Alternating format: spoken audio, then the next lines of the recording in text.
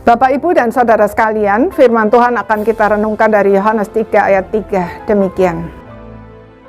Yesus menjawab katanya, "Aku berkata kepadamu, sesungguhnya jika seorang tidak dilahirkan kembali, ia tidak dapat melihat kerajaan Allah." Saudara-saudara sekalian, sebuah rumah tua yang bocor tidak bisa diperbaiki bagian yang bocor saja, sebab kebocoran tersebut akan berpindah ke tempat lain dan ke tempat lain lagi, sehingga kondisinya menjadi semakin parah. Agar tidak terus-menerus demikian, atap rumah tersebut harus dibongkar total dan diganti dengan yang baru. Apalagi manusia yang sejak dalam kandungan adalah orang berdosa. John Calvin berkata bahwa orang berdosa pada hakikatnya sudah rusak total. Sebagaimana yang tertulis di dalam Roma 3 ayat 10, tidak ada yang benar, seorang pun tidak. Jadi, untuk memperbaikinya tidak bisa hanya ditambal dengan perbuatan baik dan ritual keagamaan di sana-sini. Hidup kita harus ditransformasi secara total sampai ke akar-akarnya. Itulah yang Tuhan Yesus maksudkan ketika ia berkata kepada Nikodemus, "Kamu harus dilahirkan kembali."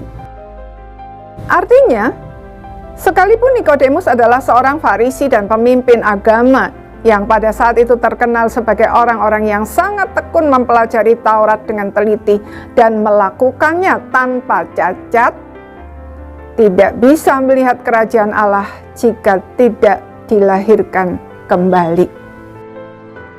Kerajaan Allah berhubungan dengan pemerintahan Allah, di mana kehendak Allah ditaati dengan sempurna.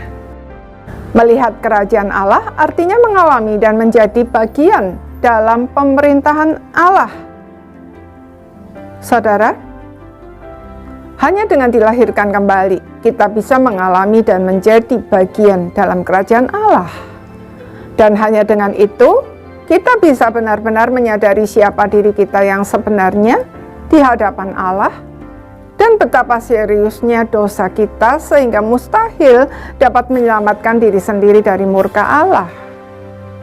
Bahwa kita mutlak membutuhkan juru selamat lebih dari yang kita kira.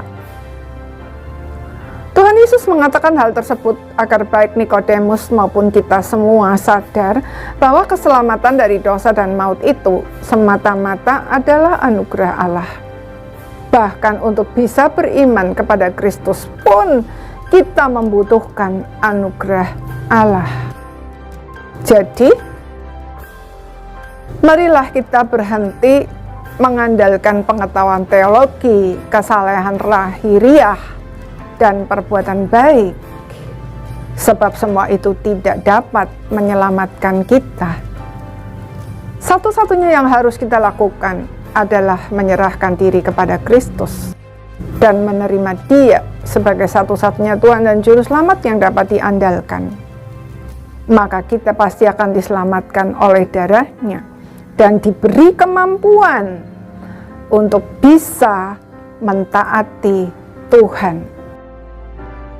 Yohanes 3 ayat 16 berkata, "Karena begitu besar kasih Allah akan dunia ini, sehingga Ia telah mengaruniakan Anak-Nya yang tunggal, supaya setiap orang yang percaya kepadanya tidak binasa, melainkan beroleh hidup yang kekal."